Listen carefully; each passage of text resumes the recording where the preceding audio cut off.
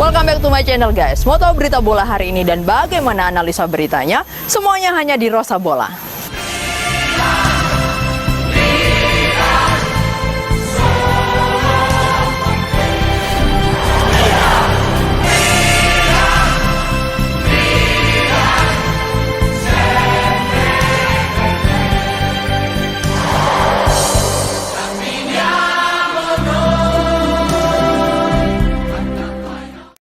Welcome back to channel bola kesayanganmu guys, dan selalu dengan berita-berita AC Milan terbaru dan terlengkap.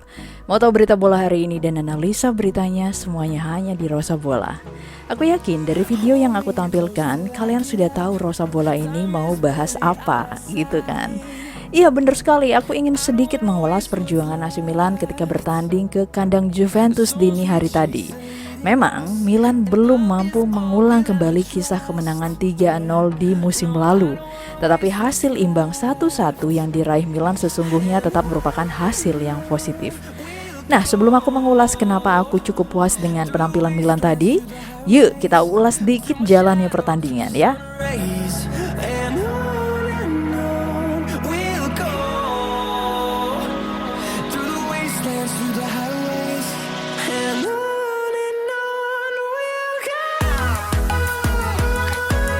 Dari susunan line up, Opa Pioli nampaknya selalu mengubah formasi starter dan selalu ada yang baru di setiap pertandingan Milan musim ini. Untuk pertama kalinya, Tomori, Kjaer, dan Romagnoli dimainkan bersamaan. Aku sempat berpikir apa Milan mengubah formasi ya? Tetapi ternyata si Tomori ini yang ditempatkan sebagai bek kanan. Sementara itu, The Rising Star Sandro Tonali kembali berduet dengan Frankesi di posisi double pivot. Sejak fluid kick-off dibunyikan, Juventus memang langsung mengambil inisiatif serangan. Tetapi walau diserang lebih dulu, peluang berbahaya justru didapatkan Milan melalui tembakan Sandro Tonali yang menghasilkan tendangan sudut. Sayangnya, corner kick ini justru menjadi bumerang karena pada akhirnya Juve mampu mencetak gol melalui skema counter attack.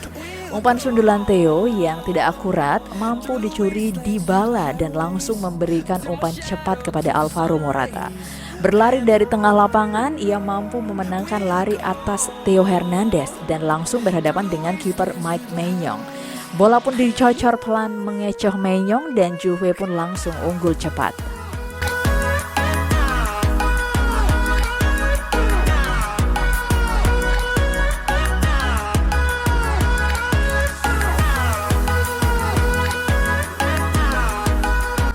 Setelah gol cepat ini, Juve sangat nyaman bermain dengan skema counter attack. Beberapa kali pergerakan cepat pemain Juve benar-benar merepotkan lini pertahanan Milan.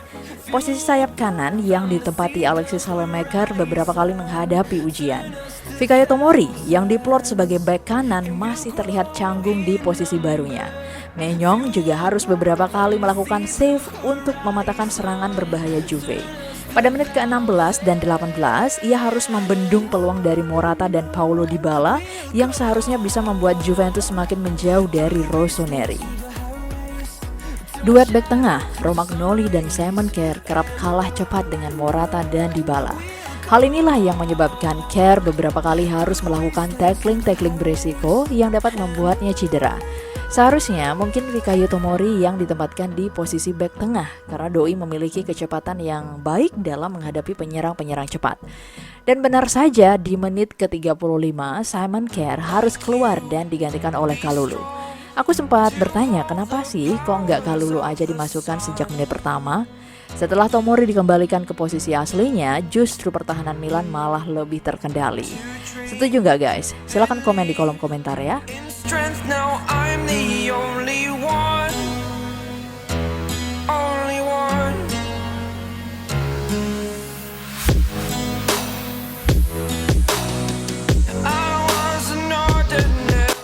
Memasuki babak kedua, inisiatif serangan terus dilakukan Milan, tetapi rapatnya barisan pertahanan Juve ditambah kualitas end passing yang kurang baik mengakibatkan Milan kesulitan untuk mengembangkan permainan. Juve pun beberapa kali kerap mengancam dengan skema counter attack-nya. Perubahan mulai dilakukan di menit ke-62. Alessandro Florenzi dan Ismail Bennacer dimasukkan menggantikan Alexis Saelemaekers dan Frankesi. Sekilas, pergantian dua pemain ini mampu melancarkan aliran bola Milan sekaligus mempertahankan dominasi penguasaan bola. Sempat terjadi beberapa ketegangan yang mewarnai jalannya pertandingan. Hal ini nampaknya sengaja dilakukan pemain Juve yang nampaknya sudah kehabisan tenaga.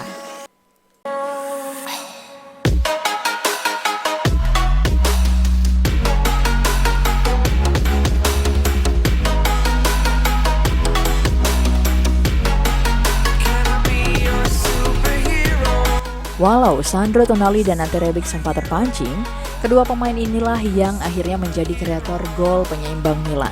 Tendangan sudut Tonali mampu mengarah tepat ke posisi Ante Rebic dan sundulannya tak dapat diantisipasi oleh si Szczęsny.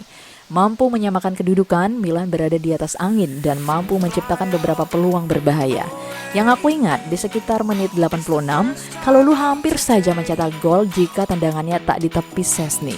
Skor 1-1 pun akhirnya bertahan hingga peluit panjang dibunyikan. Beberapa pemain Milan nampaknya mulai bermain konsisten dan ini menjadi sinyal positif.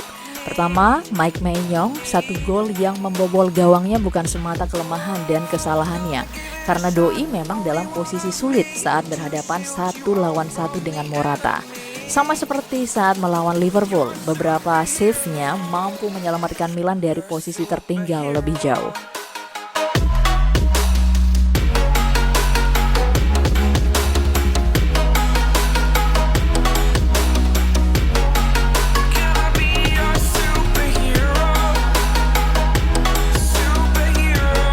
Fikayo Tomori juga bermain cukup baik, walaupun sempat bermain canggung di posisi bek kanan.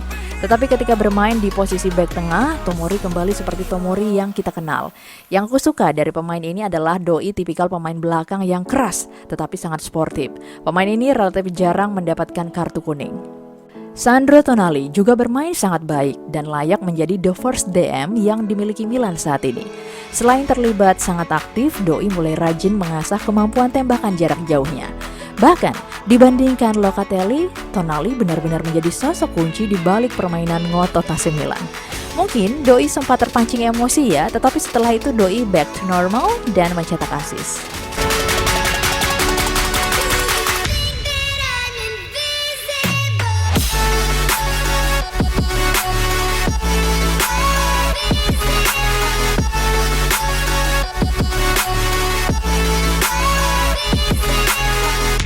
Nggak adil juga kalau aku tidak menyebut nama Ante Rebic.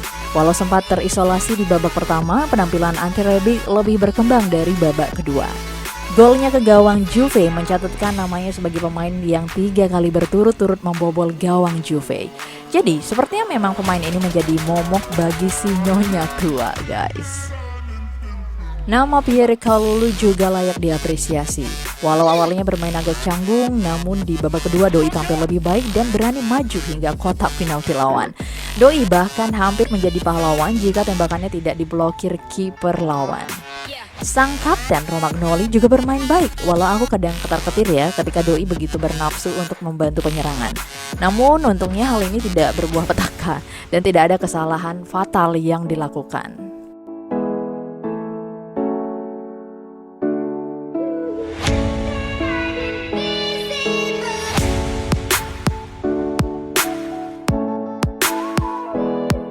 Walaupun hasilnya seri, tetapi hasil ini menunjukkan suatu sinyal positif. Di musim ini, Milan beberapa kali sering tertinggal lebih dulu, tetapi Milan selalu bisa menyamakan kedudukan. Hal ini menunjukkan adanya peningkatan secara mental, ya, karena musim lalu Milan kerap kesulitan jika sudah kebobolan lebih dulu. Selanjutnya, Milan juga mulai sering menciptakan gol dari situasi bola mati. Contohnya, ya gol Ante Rebic dan tendangan bebas Sandro Tonali saat melawan Cagliari. Hasil positif lainnya adalah fakta bahwa Milan tetap mampu bermain baik walau tidak diperkuat beberapa pemain inti. Aku sangat berharap semoga badai cedera ini segera berakhir ya. Kita tahu Lord Ibra, Olivier Giroud, Bakayoko, dan Krunic tidak bermain karena cedera. Sementara Calabria dan Junior Mesias mengalami masalah kebugaran. Semoga cederanya Simon Kjær tidak parah ya, tetapi kedalaman Milan sejauh ini cukup baik dan Milan tetap mampu bermain baik walau pemainnya tidak komplit.